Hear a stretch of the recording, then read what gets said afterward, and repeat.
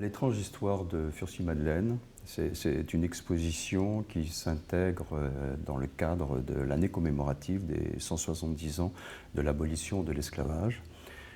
C'est une exposition aussi qui prend tout son sens au musée historique de Villèle, dans la mesure où le musée, alors actuellement, fait l'objet d'un grand chantier culturel qui vise un peu à recentrer sa vocation sur deux thématiques, l'histoire de l'habitation et l'histoire de l'esclavage.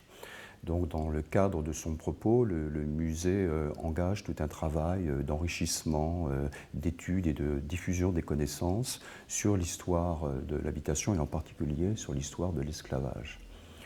Alors, l'étrange histoire de Furcy-Madeleine, c'est une exposition, comme le titre l'indique, sur un personnage énigmatique, Furcy, qui est né à Bourbon, esclave, en 1786, qui est exilé à Maurice en 1818, qui va être affranchi en 1827 et qui va décéder à Maurice en 1856. Alors ce personnage, effectivement, c'est un personnage totalement énigmatique qui va s'engager dans un grand combat pour faire reconnaître ses droits et notamment son statut d'homme libre. En l'occurrence, le terme spécifique, c'est faire reconnaître son statut d'ingénu, c'est-à-dire homme né libre et non pas homme affranchi. Alors il se trouve que dans l'histoire de Furcy, bien après son décès, on peut dire pratiquement 150 ans ou 142 ans après son décès, Furcy va devenir un peu un héros, une figure héroïque qui va être le symbole à la fois de la lutte pour la liberté et puis aussi le symbole d'un combat contre l'ordre colonial.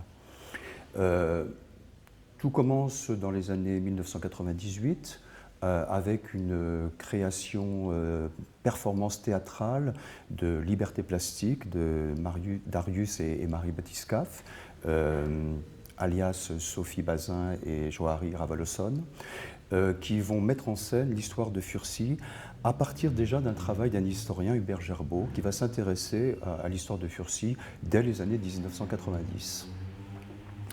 Ce qui va accroître la notoriété de Furcy, c'est surtout la publication de l'essai historique de Mohamed Hassaoui, qui va publier donc en 2010 un essai mettant en scène l'histoire de Furcy, qui est effectivement le héros qui va défendre ses droits et qui va combattre la liberté et qui va en faire aussi un fervent abolitionniste. Et on verra que dans l'approche historique, il y a un léger décalage avec cette approche.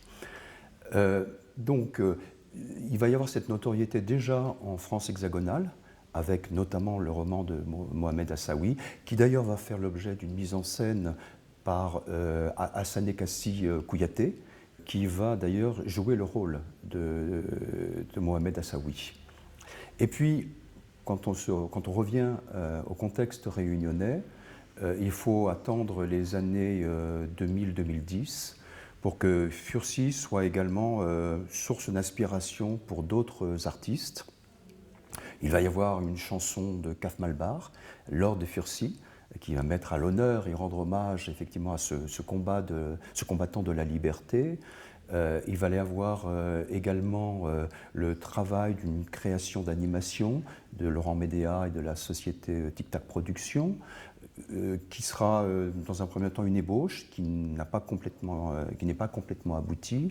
Et puis il va y avoir un travail d'écriture de Tranquillorette avec une remarquable interprétation d'Éric Assana, Fercis. Donc en fait, à La Réunion, Furcy il est connu par justement cette création littéraire, cette création artistique, sans compter qu'il y a aussi une statue de Furcy, la seule d'ailleurs, qui se trouve à Saint-Denis et qui est l'œuvre du sculpteur autodidacte Marco Acquienne. Furcy est connu donc par cette création, puis également par un slogan, par un message qui apparaît aussi à la même époque, dans les années 2010, qu'on voit apparaître ici et là, notamment en grand, très grand, sur un pont qui chevauche la route du littoral entre le port et Saint-Paul, au niveau de Cambrai, où il y avait ce message « Libère notre Furcy ». Donc le propos de l'exposition, en fait, c'est avant tout une approche historique.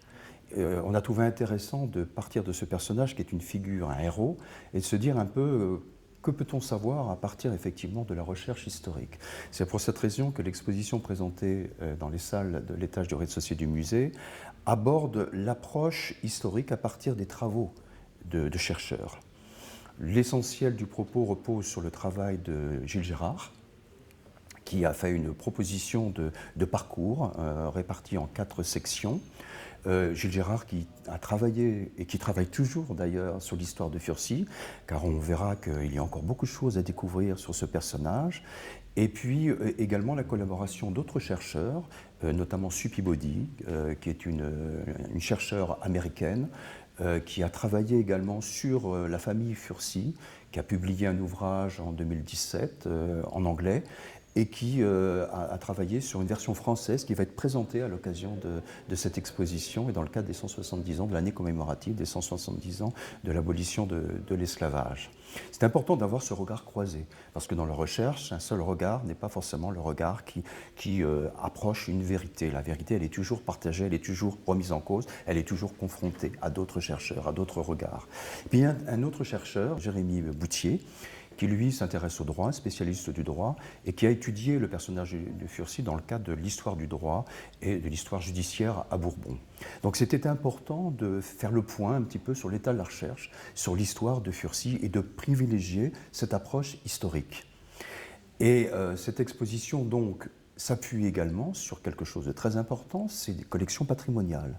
Les archives départementales ont fait l'acquisition en 2005 du fonds Furcy, qui représente essentiellement des documents d'archives du procureur général qui a défendu Furcy, Gilbert Boucher, mais qui donne à comprendre bien des choses sur l'histoire de Furcy et qui lève des voiles de mystère sur ce personnage. Mais il était impensable de ne pas traiter aussi le Furcy d'aujourd'hui, cette figure héroïque.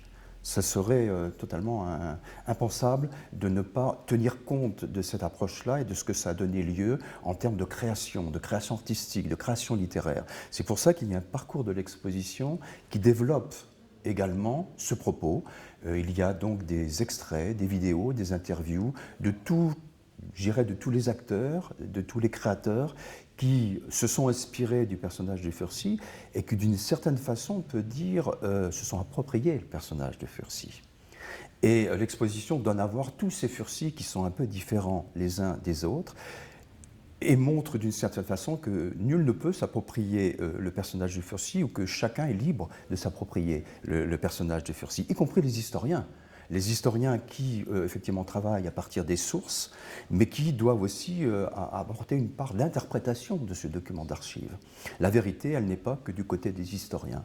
Et justement, le propos de l'exposition, c'est de montrer que l'approche historique ou la démarche mémorielle, histoire, mémoire, en fait, elles ne s'excluent pas l'une l'autre. Elles sont totalement complémentaires. Et c'est vraiment l'objectif premier de cette exposition, permettre aux gens de prendre conscience qu'à partir d'un personnage fort comme ça, Furcy, qui est vraiment l'exemple du héros, comme par exemple sur la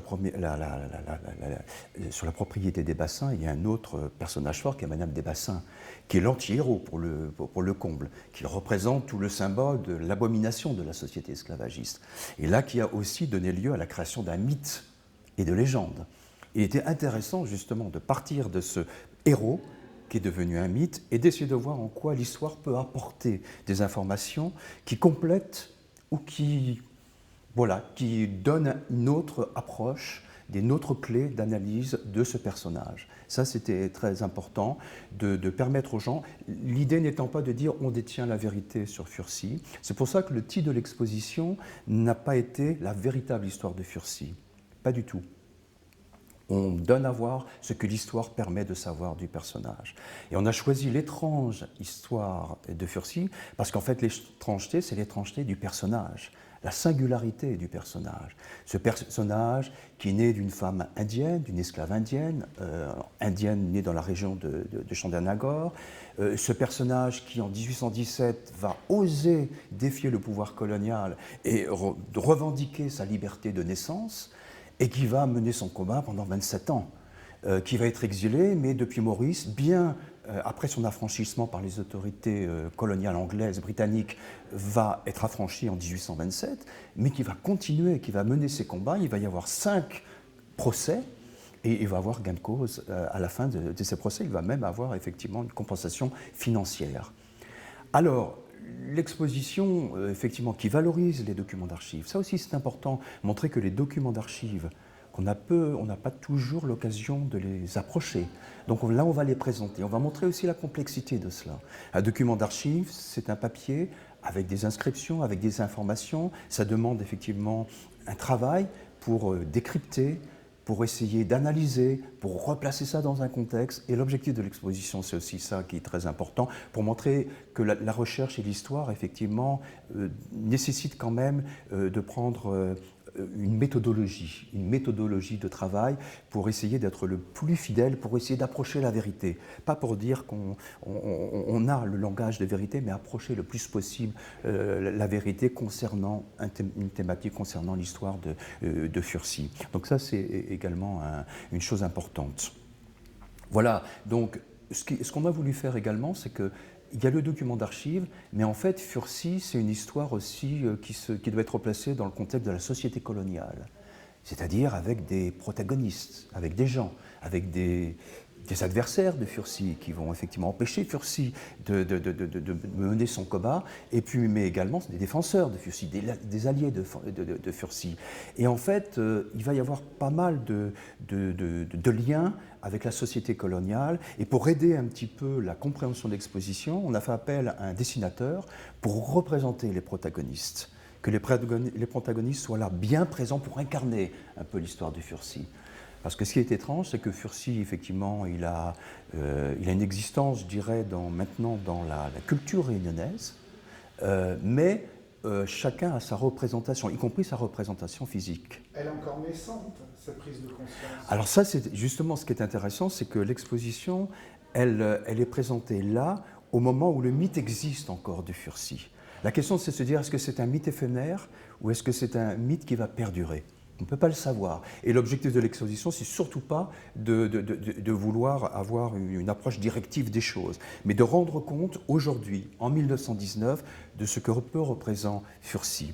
Et c'est là aussi l'objectif de l'exposition, c'est de se dire que d'un point de vue de l'histoire ou d'un point de vue de la mémoire, en fait, Furcy est le révélateur des enjeux de la société de Bourbon à la fin du XVIIIe siècle et durant la première moitié du XIXe siècle, mais aussi c'est le révélateur des enjeux de la société réunionnaise, contemporaine, post-coloniale. Et en fait, tout l'intérêt de cette exposition, c'est ça, de montrer qu'il peut y avoir un décalage.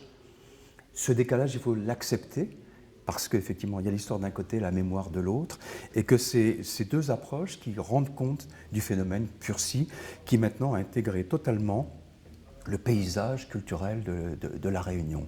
Alors, on ne sait pas si l'exposition va répondre au slogan « Libère notre Furcy », on ne sait pas du tout, en fait, mais on espère quand même que le visiteur en saura un peu plus en ayant visité cette exposition et comprendre un petit peu comment fonctionne aussi la société réunionnaise et que cette société aussi a besoin, à un certain moment, de créer des héros qui puisent leurs sources dans le contexte historique. Et c'est en quelque sorte un des enjeux aussi de cette exposition.